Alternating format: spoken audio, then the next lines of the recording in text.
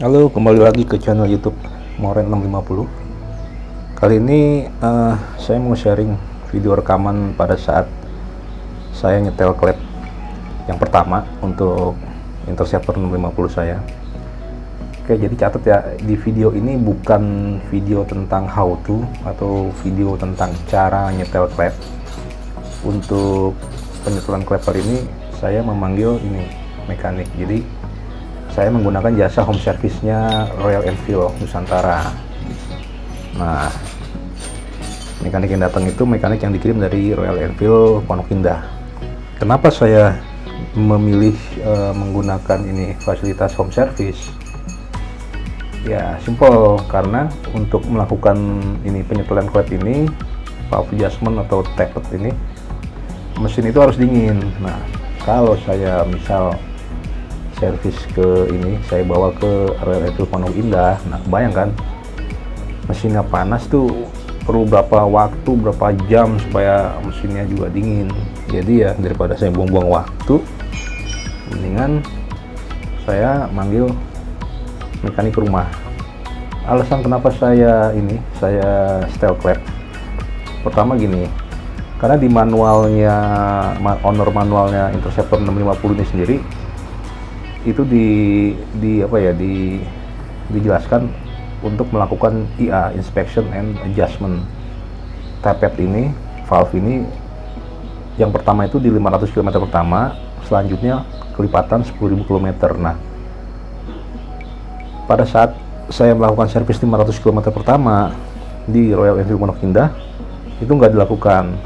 Even mengganti filter pun juga nggak dilakukan. Dan ternyata setelah saya korek-korek, ternyata spare part itu nggak ada. Jadi filter olinya nggak ada. Nah, suspek saya sih ini karena ya selain tadi mesin panas, juga kedua nggak ada komplain atau request dari owner untuk melakukan valve adjustment. Tiga ini mereka itu ini seal cylinder headnya mereka tuh nggak punya, stoknya kosong. Jadi takutnya kalau misalnya pada saat dibuka cover atas seal cylindernya robek, nah itu jadi masalah karena nggak punya spare partnya. Nah, oleh karena itu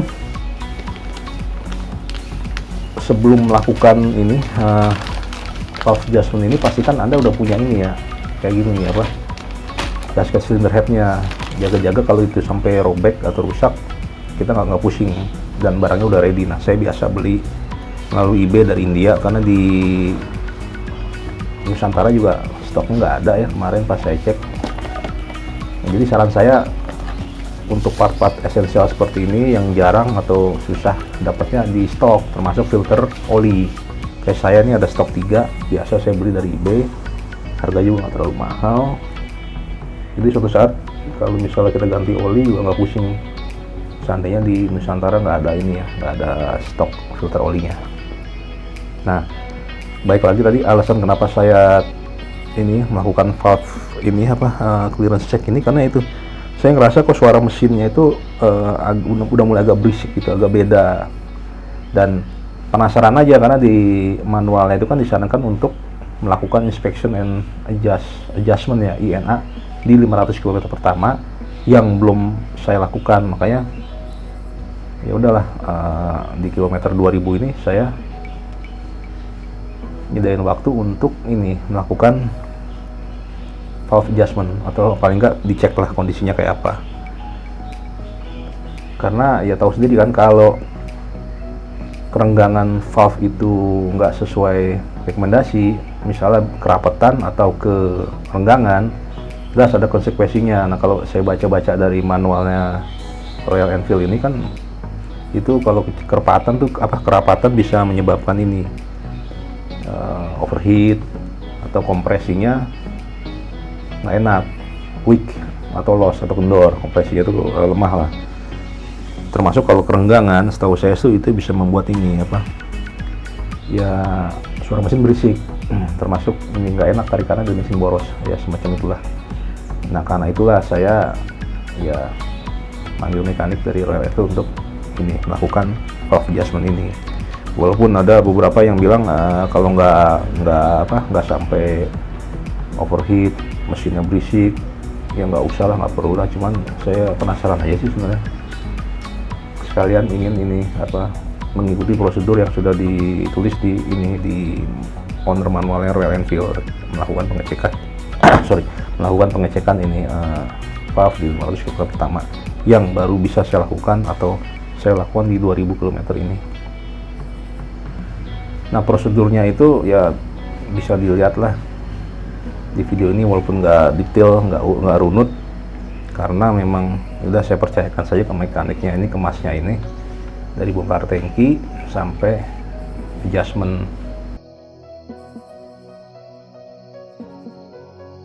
Temuan kemarin itu memang setelannya tuh agak rapat ya, agak rapat dari rekomendasinya, jadi ya di setel sesuai rekomendasinya itu. Tapi saya lupa berapa 0,18 atau berapa gitu, apa 0,22, benar saya lupa kemarin. Yang penting ya udah saya percayain aja ke masnya untuk di setel sesuai rekomendasinya aja.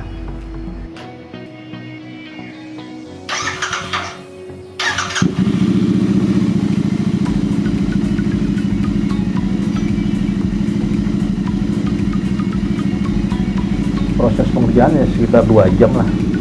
Dan selain nyetel klep ini, kemarin juga sempat dibantu nyetel free play-nya throttle gas, ngecek kabel-kabel kopling, kabel gas gitu. Jadi sekalian datang sekalian saya minta tolong untuk dicek aja, walaupun nggak ada komplain sebenarnya sih, tapi buat mesin aja.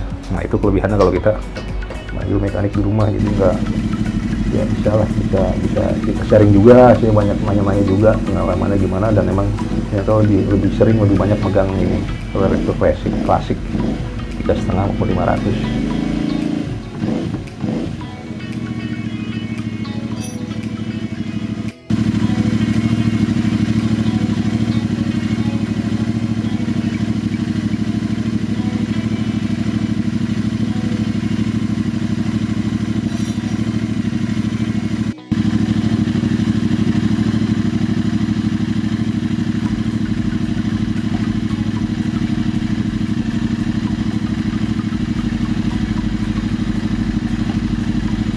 Nah, alhamdulillah kemarin pada saat nyetel klep ini, hasil cylinder headnya tuh nggak rusak, jadi masih bagus, masih bisa dipakai lagi. Jadi nggak perlu pakai spare yang udah saya siapkan.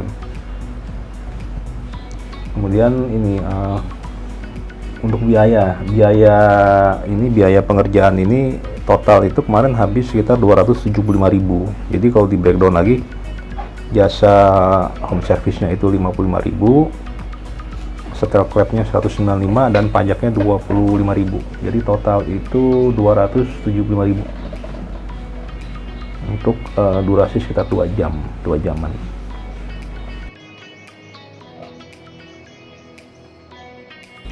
Setelah dilakukan penyetelan klep ini, lalu gimana performanya? Ya, nanti saya akan share di video selanjutnya. Jadi jangan lupa subscribe dan like ataupun komen. Tunggu video selanjutnya. Terima kasih.